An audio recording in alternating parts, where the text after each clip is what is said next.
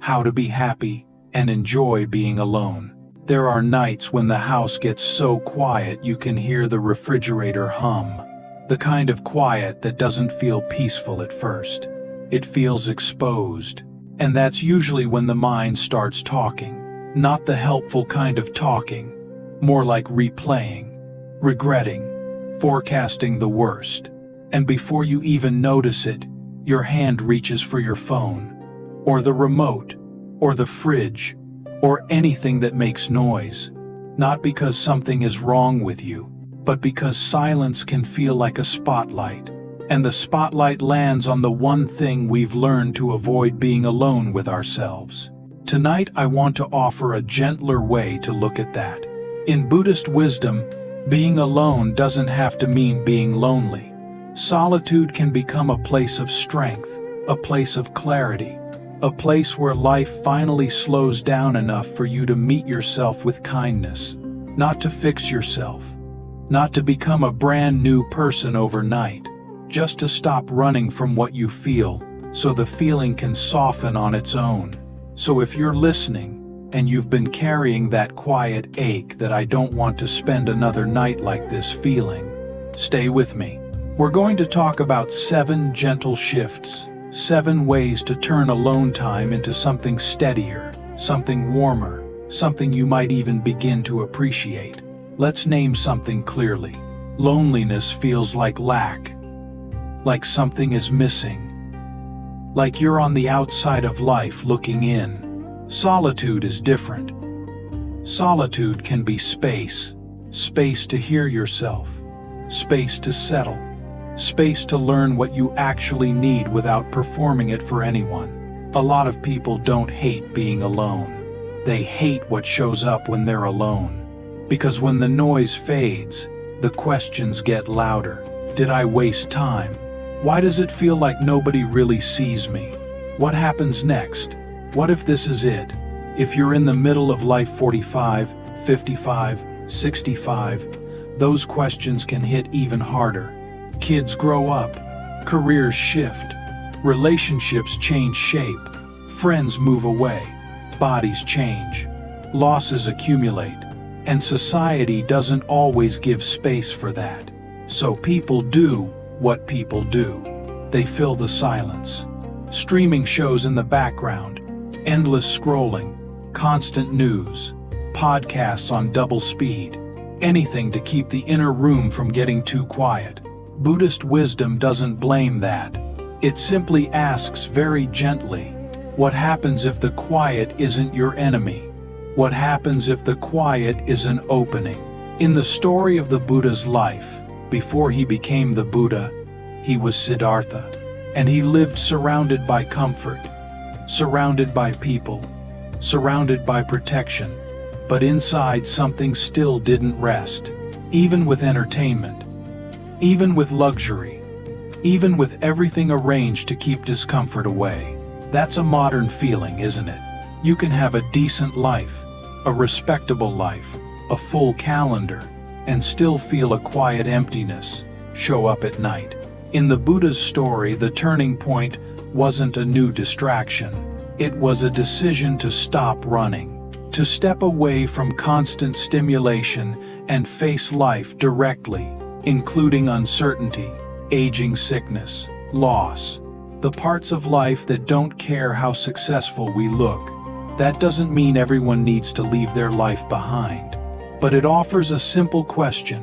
What if peace doesn't come from filling the room, but from learning to sit in the room as it is? The 7 shifts. A lot of people carry a hidden belief. If I'm alone, it means I failed. Failed at relationships. Failed at being interesting. Failed at being lovable. But that's not truth. That's conditioning. Buddhist wisdom offers a different frame. Solitude is not about what's missing. It's about what becomes possible. When you're alone, you can finally hear your own thoughts without outside influence. Not because your thoughts are always wise, but because hearing them is the beginning of understanding them. And understanding is the beginning of peace.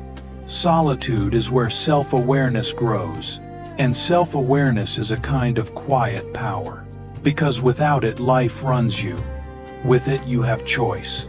So here's a small practice in nothing dramatic. Tonight or tomorrow, take 2 minutes. Sit somewhere simple. Feet on the floor, hands resting. And just notice the weight of your body, the feeling of the air, the movement of breath. Thoughts will come. They always do. When they come, you don't have to fight them. Just name them softly. Thinking, remembering, worrying, and return to breath. That's it. Not to become perfectly calm. Just to prove something to your nervous system. I can be alone with my mind for 2 minutes and survive it. That's how strength starts. Quietly, gently, without applause. Many people fear being alone because they associate it with boredom. But boredom is often not the real problem. The real problem is emptiness without meaning. Buddhist practice doesn't say, sit still and do nothing forever. It points to something more human. Fill your life with what nourishes you on purpose. Think of your alone time like a blank canvas, not a void, a canvas. A personal universe can be simple, a book that steadies you, learning something new just because it's interesting, cooking one quiet meal slowly, walking at sunset, a small hobby that brings you into your hands, writing a few lines in a notebook, a cup of tea held like it matters, not because you're trying to be productive, because you're building a life that feels like yours. A life that doesn't need constant company to feel real. Here's a question that can change the mood of an evening. What makes me feel quietly alive when nobody is watching? Not what looks impressive, not what gets likes, not what earns approval, just alive. And if you don't know yet, that's okay. Solitude is how you find out. Most people talk to others all day, but they rarely have a real conversation with themselves. Not the surface conversation, not the running commentary. A real conversation. The kind where you ask honest questions and listen without punishment. Buddhist wisdom treats the mind like a relationship. And like any relationship, it changes when you bring gentleness to it. So instead of using alone time to judge yourself, try using it to meet yourself. Here are a few questions, not to interrogate yourself, just to open a door. What am I feeling underneath the noise? What have I been carrying that I haven't admitted? What do I need right now? Not what I want to numb, but what I need. What have I learned in these years that I don't give myself credit for? If nobody had to approve, what kind of life would I choose? And here's the key. When an answer comes, you don't argue with it. You listen like you're listening to someone you care about. One powerful tool for this is journaling. Not pages and pages, just a few lines. Sometimes writing is the only way to hear what you actually believe. And meditation can support this too, not as a performance, but as a listening practice. In Buddhist language, mindfulness is learning to observe thoughts without being owned by them. You're not your thoughts. You're the one who notices them. That single shift can transform solitude, because then you're not trapped in your mind. You're in relationship with it. Let's talk about something real. In modern life, entertainment is everywhere. And entertainment isn't bad. The problem is when entertainment becomes a reflex, a way to avoid being with yourself. Many people don't rest when they're alone. They numb. They scroll until they're tired. They watch until they're empty. They consume until the night is gone. And then they wake up the next day with the same heaviness. Buddhist wisdom says something simple. Temporary pleasure isn't the same as peace. Peace is what remains when the screen goes dark. So how do you break the trap without becoming strict or extreme? You start small. Try this experiment once this week. After dinner, for the first 20 minutes, no phone, no scrolling, no news. Just 20 minutes. And in that time, Choose one quiet activity. Wash dishes slowly, feeling the warm water. Take a walk without headphones. Stretch. Read a few pages. Sit and breathe. Write 3 sentences about your day. At first, the mind may get restless. And that's not failure. That's withdrawal from stimulation. So, if restlessness rises, you can ask one gentle question. What am I trying to avoid right now? Not to shame yourself, just to understand. Because the moment you understand avoidance, you gain freedom. And freedom is what solitude can offer, not loneliness. Freedom. There's a kind of strength that doesn't announce itself. It doesn't post about itself. It doesn't argue. It doesn't need to prove. It's the confidence of someone who can be alone without feeling like less. Buddhist wisdom points to this inner steadiness as something we cultivate, not by forcing independence, but by learning to stop outsourcing our worth. Many people learned very early, I'm valuable when I'm needed. Needed at work, needed by family, needed by friends. So when life changes and those roles shift, it can feel like the floor drops out. Silent strength is what grows when you begin to ask, who am I when I'm not performing a role? Who am I when nobody is watching? It can feel scary at first, because it's unfamiliar. But slowly, a deeper self-respect forms. And when you have that, you relate to others differently. You still love people. You still enjoy connection, but you don't cling to it out of fear. You can be with people by choice, not by desperation. That's a very different kind of life. A lot of people treat alone time like a waiting room. They're waiting for the next call, the next plan, the next person. But Buddhist practice offers another possibility. Solitude can be a path of discovery. Not discovery like a big spiritual breakthrough. Discovery like noticing your patterns. What triggers you? What soothes you? What you actually enjoy? What you've been ignoring? Solitude gives you enough space to see. I've been living on tension. I don't know how to rest. I miss creativity. I'm grieving more than I admit.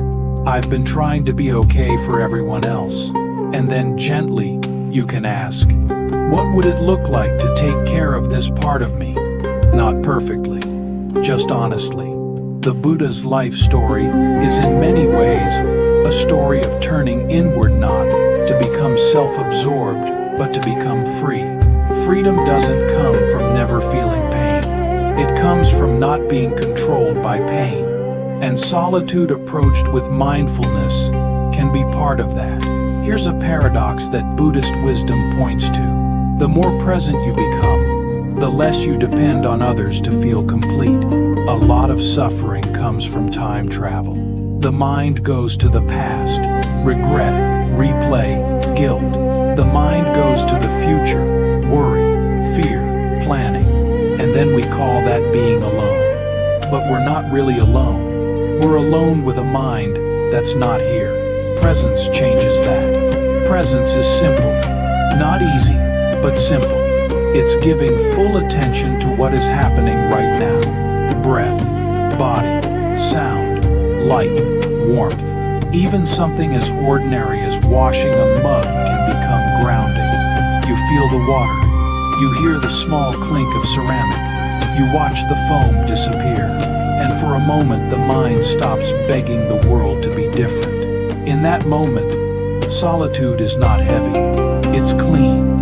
It's spacious. And you may notice something surprising. Happiness isn't always fireworks. Sometimes, happiness is the quiet confidence of being okay right here. There was a time in history, 1980, during the influenza pandemic, when many people were forced into isolation. Streets grew quiet. Homes grew quieter. People waited for news, waited for letters, waited for recovery, waited for life to feel normal again. Different century, different circumstances. But the human mind is still the human mind. Long evenings can bring fear. Long silence can bring sorrow. And the absence of distraction can bring the truth to the surface. And yet, in every era, people also found small ways to keep their hearts steady. Simple routines, small acts of care, moments of prayer or reflection, a window opened for air, a candle lit, a letter written slowly, not because it fixed everything, but because it gave meaning to the waiting.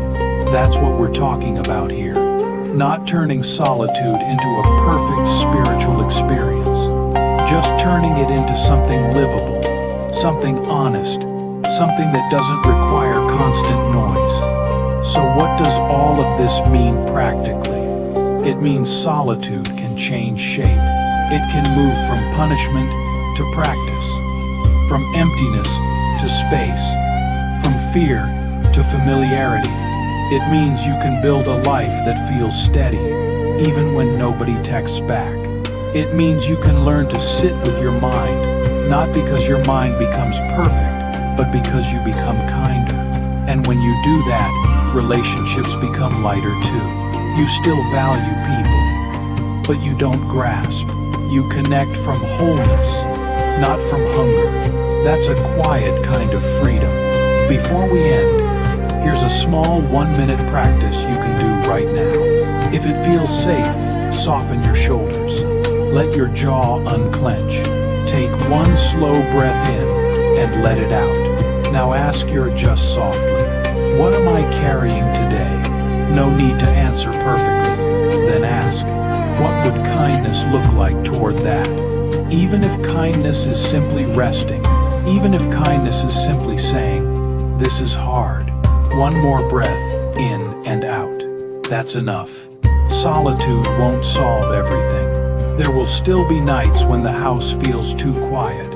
There will still be seasons of grief and change and uncertainty. But solitude doesn't have to be the enemy. A quiet room isn't empty. It's spacious. And in that space, little by little, a person can learn to belong to their own life. If this reflection felt helpful, you're welcome to stay with the podcast. More stories from the Buddha's life, and more gentle ways to bring Buddhist wisdom into modern American life. Until next time, may your evenings be a little softer. May your mind be a little less harsh. And may you discover slowly that your own company can be a place of peace.